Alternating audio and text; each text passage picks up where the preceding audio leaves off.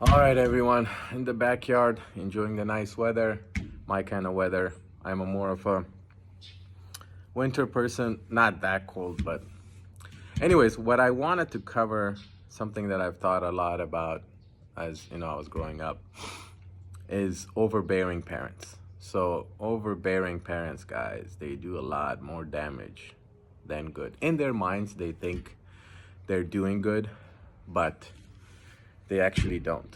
So, what they do is they pressure their kids to have them do things they do not want to do.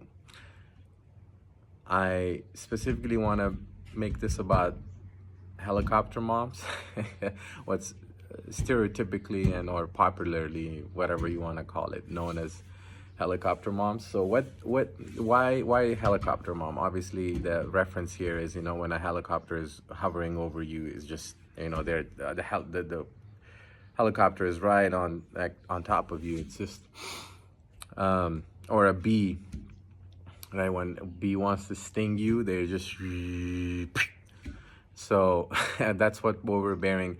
I've covered 2 days ago about overbearing. I mean, not overbearing, but your daughter matters. That was a more about how the dads should be involved in their kids' life, especially their daughter.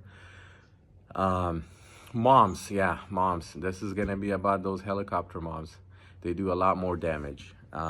Now, sometimes people say, oh, they do damage to their sons. I personally think they do damage to both, and both parents can be overbearing and damage, right? So, it's always the extreme. Either they're too absent, or they're way too overbearing, pressure, do this, do this, do this, do this, do this, and the kids are like, well, I don't want to do this, and you want it, you want to.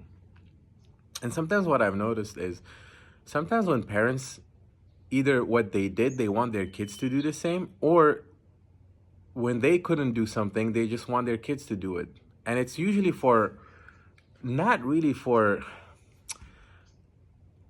I don't want to say for, not for good reasons, but screw it, I will say not for good reasons. And it's because you're kind of selfishly imposing something you want them to do, instead of encouraging them or guiding them towards a path that they want to pursue. Now, obviously, as a parent, you should care. You shouldn't just tell your kid, do whatever you want. I mean, come on. The kid probably doesn't know what, they're too young, they're too immature. They probably need some guidance. So you can guide them and then have them kind of understand and figure out what they want to do. And how does that happen? It happens by listening, by understanding. That's what my parents did. My parents, obviously, it's not like, they had super like hardcore experience. Obviously, they wanted, and at times they were overbearing, but they would quickly realize that, hey, wait, I think I'm pushing my kid towards something that he or she doesn't want to do. So let me take a step back, listen, guide them, and then encourage them to what they want to do, right? So I've noticed this a lot about parents, again, overbearing, right? You need to become this, you need to become that, you need to go to this college, you need to go to this college, and especially like with the Ivy League parents, they want their kids to go to Ivy League because for them it's a status thing. It's a bragging rights. So they want to brag to their friends, to their neighbors, to their family, relatives. Hey, my son got accepted here, my daughter got accepted there. And the kids are like, well, do you even care about me? Do you even care what I had to go through to get accepted to this college that you wanted? And I didn't even want to. So, yeah, so I've noticed this with my peers, right? Well, not right, not that you guys know. I say these words a lot. Just a habit. They put so much academic pressure so they can get accepted to this school. Oh my God. And I was like, I would look at my friends in high school, and I'm like, you're so under pressure. Yeah, academically you should care and do well. It's good for you overall. But all that pressure, and then you're missing out on, like, Not that you need to miss, I mean, not that it's a bad thing to miss out on a lot of stuff that people do in high school. It's not a good thing. It's actually, I mean, it's a good thing to miss out on that, because that can take you in a different direction in life that could be bad. So it's just unfortunate that people fell into these extreme traps. Um, so overbearing moms, right? I've seen this. They do this with their sons, constantly hovering over them. They ruin their sons' self-esteem, confidence. Those guys, generally speaking, I'm not saying everyone, generally speaking, they end up lacking confidence, lacking self-esteem. They cannot really initiate a step.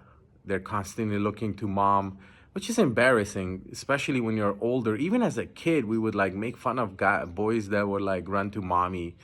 You know, I mean, we would be like, okay, at least you called your dad, but what are you calling your mom for? So, or just handle it. My biggest fear with my friends was I just don't want my parents to know. You know, I got into a fight. Okay, I don't want that those parents, the neighbors' parents, you know, tell my dad something. And I wasn't really thinking about mom. I was thinking about I don't want my dad to find out, because I know what's gonna happen when I get home. Because my parents were like, we don't want to hear shit from neighbors or teachers. You know, we don't want to get those calls from a neighbor, from a friend saying, oh, I saw your son do this. Oh, I you know,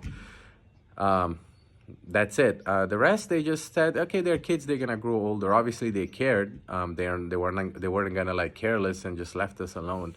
But they also understood really quickly that these kids will pursue a different life than ours. Now, helicopter moms, another thing that they do, and dads can do the same thing. I just, this video is about a helicopter mom. So they, I've noticed this with like some girls that I've dated in the past, is that their moms were like so overbearing that they constantly like picked on the girl. Oh, you're this, you're not good enough, you're this, you did this wrong, you did that wrong, you did this wrong, you did that wrong. And then the girl is like, okay, you know, either they become super rebellious. But with the thing about the super rebellious thing, right? There are causes to this. So and then again, they lack self-esteem, they lack confidence, so they compensate their lack of confidence and self-esteem and control of their impulses towards being rebellious, because that's their response to you being overbearing. Instead of you being caring and listening and, you know, saying, okay, let's figure this out together, you're overbearing. You're like, no, my way or the highway. You're wrong, I'm right. You're this, you did this wrong, you did this wrong. Remember this, remember this. So they're like, okay, you know, screw it. I'm gonna just do whatever I think is best for me, even though it may not be. I just don't care, because I'm done pleasing you. I'm constantly you asking me to do things to make you happy, but what about me? You're not listening. You're constantly bringing stuff to my face. That's another thing Overbearing's mom do, specifically with this girl that I got to know. Is the mom was so overbearing that every time she did something or tried something, instead of telling her, okay, you know, it sucks, sorry, it didn't work, let's, you know, figure it out, listen. I mean, I'm saying the mom should have listened. But instead, they were like, yo, shit, you're this, look at you. And then, so, so the damage that they do is they just push off the daughter so much, when unfortunately the daughter ends up with who knows what kind of friends, because friends like that, you know, even though if they're not bad people, the girl will feel like, okay, you know, at least she listens to me, at least she doesn't bring stuff to my face, make me feel bad. So I'm gonna hang out with you know, this guy or that guy or this girl or that girl. And then you better hope those friends are good, because if they're not, then the overbearing mom is just waiting to tell you again, look at you, oh this, yeah, look at your friends, look, you did this, look at you, this, they made you do this, you did this, you messed up again, I told you so. That's another thing I hate, when people say, I told you so, I told you so. That's another, it has a really bad, I never like hearing it, so I never say it. because it just makes that person feel bad. And then again, people who say "I told you so," it's usually about them making themselves feel better about themselves than actually like really understanding the situation. So they're like, "Oh, see, I was right," and then that just makes the kid feel worse.